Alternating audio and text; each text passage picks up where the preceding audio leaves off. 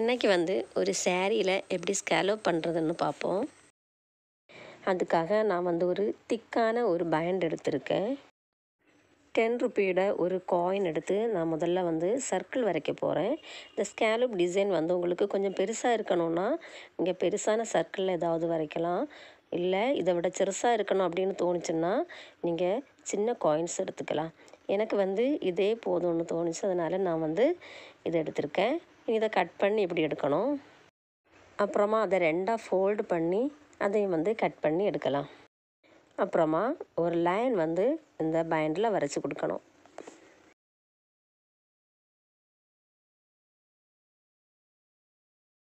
அப்புறமா இதை அப்படியே அந்த லைனுக்கு மேலே வச்சுட்டு அப்படியே நம்ம அந்த கர்வெல்லாம் வரைச்செடுக்கணும்.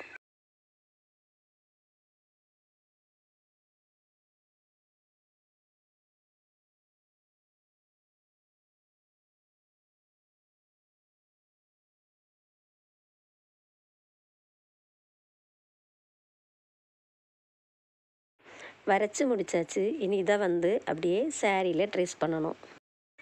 என்னோடய சாரீ நல்லா டிரான்ஸ்பரண்ட்டாக இருக்குது. அதனால் எனக்கு இதுக்கு மேலே வச்சு அப்படியே வரைக்க முடியும். அப்படி வரைக்க முடியலைன்னா நீங்கள் கார்பன் பேப்பரில் ட்ரேஸ் பண்ணி தான் வரைக்கணும். மேலே கொஞ்சம் கேப் விட்டுட்டு நீங்கள் அதை அப்படியே வரைக்கலாம்.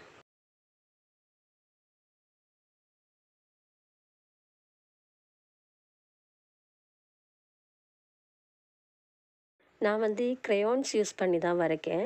நான் ஏது கலர் த்ரெட் யூஸ் பண்ணுறேனோ அதே கலரில் தான் க்ரையான்ஸ் எடுத்திருக்கேன்.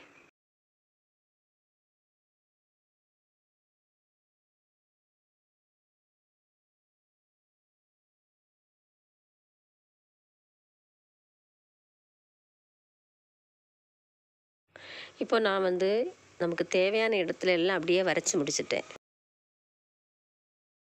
இது ஸ்டிச் பண்ணுறதுக்காக நான் சில்க் த்ரெட் எடுத்திருக்கேன். அதே மாதிரி 4 ஸ்ட்ராண்ட்ஸ் நூல் எடுத்திருக்கேன். இதில் நான் பிளாங்கெட் ஸ்டிச் பண்ண போகிறேன்.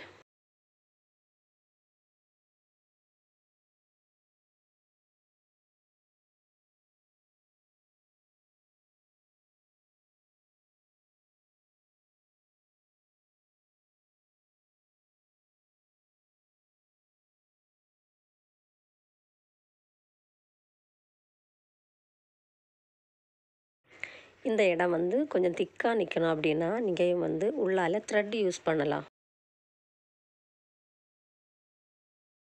அதே சேம் கலரில் கொஞ்சம் காட்டன் த்ரெட் எடுத்து அப்படி 6 ஸ்ட்ராண்ட்ஸ் அப்படி எடுத்து நீங்கள் அந்த லைனுக்கு மேலே அப்படியே வச்சு அப்புறமா ஸ்டிச் பண்ணிக்கலாம். இல்லை உங்களுக்கு கூடுதலாக திக்காக வேணும்னா இதை 12 ஸ்ட்ராண்ட்ஸாக அப்படியே வச்சு நீங்கள் ஸ்டிச் பண்ணலாம். இப்படியே இந்த லைனில் வச்சதுக்கப்புறமா அதுக்கு மேலே அப்படியே நம்ம ஸ்டிச் பண்ணி கொடுக்கணும். நான் இதில் எதுவுமே வைக்காமல் சிம்பிளாக தான் ஸ்டிச் பண்ண போகிறேன். அப்படியே நம்ம ஸ்டிச் பண்ணோன்னா உள்ளால் இருக்கிற க்ளாத் வெளியே தெரியாமல் கரெக்டாக ஒரே கலரில் பர்ஃபெக்ஷனாக நமக்கு கிடைக்கும். உள்ளால் அந்த த்ரெட்டு வைக்காமல் நம்ம ஸ்டிச் பண்ணோன்னா சம்டைம்ஸ் உள்ளால் இருக்கிற க்ளாத் வெளியே தெரிய வாய்ப்பு இருக்குது.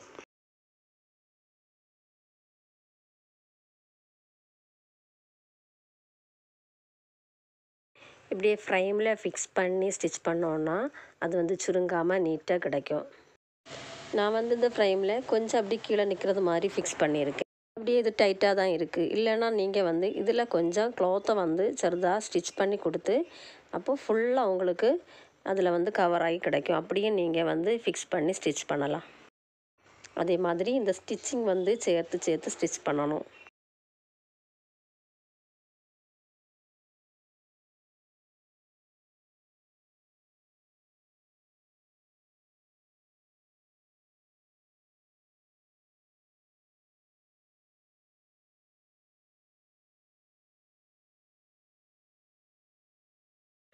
நான் இதில் பிளாங்கெட் ஸ்டிச் யூஸ் பண்ணி ஸ்டிச் பண்ணுறேன்.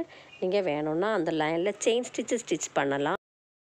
செயின் ஸ்டிச் முதல்ல ஒருக்கு அப்படி ஸ்டிச் பண்ணதுக்கப்புறமா இன்னொரு லேயர் அதுக்கு பக்கத்துலேயே ஸ்டிச் பண்ணியும் நீங்கள் ஸ்டிச் பண்ணிக்கலாம்.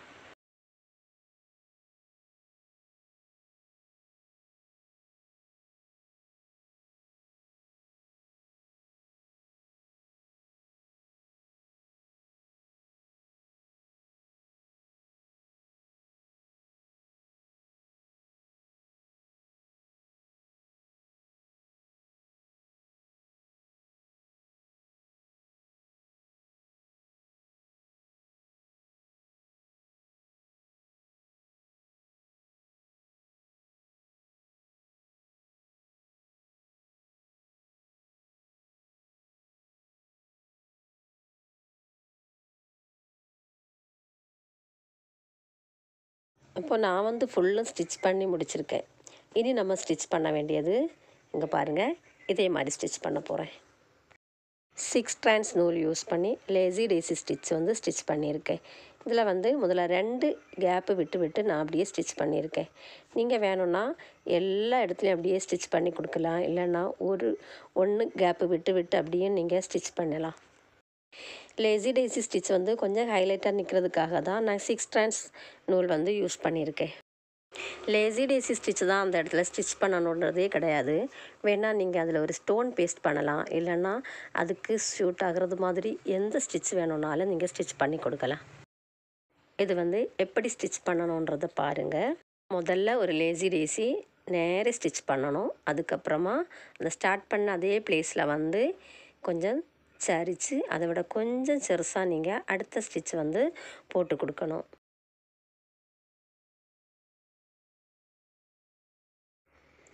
மறுபடியும் நீங்கள் அதே மாதிரி தான் ஸ்டார்ட் பண்ண அதே பிளேஸில் திரும்ப வரணும். அதுக்கப்புறம் இந்த பக்கமும் அதே மாதிரி சரித்து ஒரு லேசி டேசி ஸ்டிச் கூட ஸ்டிச் பண்ணி கொடுக்கணும்.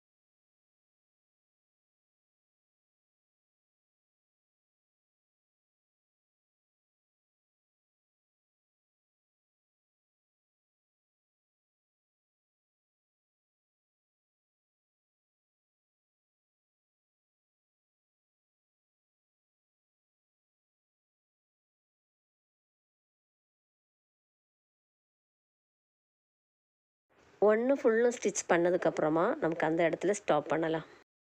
கேப்பு சிறுசாக இருந்துச்சுன்னா நீங்கள் வந்து அப்படியே கண்டினியூஸாக ஸ்டிச் பண்ணி கொடுக்கலாம். இது வந்து கொஞ்சம் கேப்பு கூடுதலாக இருக்குது, அதனால தான் நான் ஸ்டாப் பண்ணி ஸ்டிச் பண்ணுறேன்.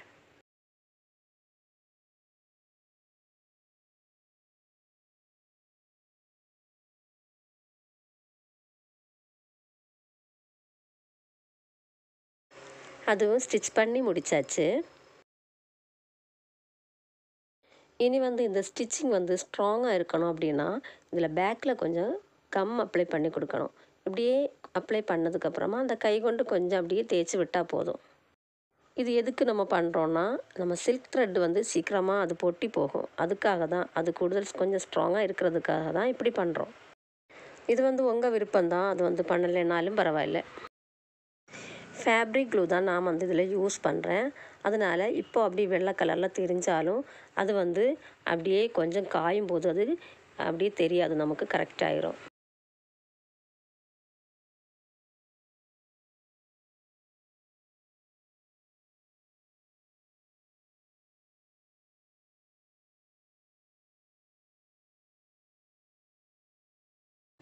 இனி வந்து நம்ம பண்ண வேண்டியது இதை இப்படியே கட் பண்ணி எடுக்கணும்.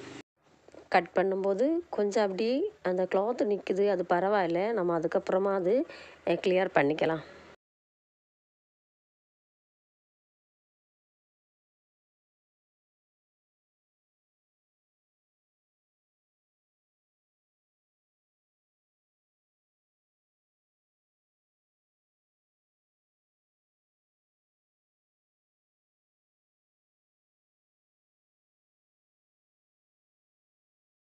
இது அவ்வளோ அப்படியே நம்ம கட் பண்ணதுக்கப்புறமா இதே மாதிரி ஒரு திரி எடுத்து இப்படியே சிறுசாக அதில் வந்து உருக்கி கொடுக்கணும். எதுக்குன்னா இதே மாதிரி நூல் வந்து இளகி வரும். அது அப்படி இளகி வராமல் இருக்கிறதுக்காக தான் நம்ம இப்படி பண்ணுறோம். பண்ணும்போது நம்ம ஸ்டிச் பண்ண அந்த ஸ்டிச்சில் படக்கூடாது.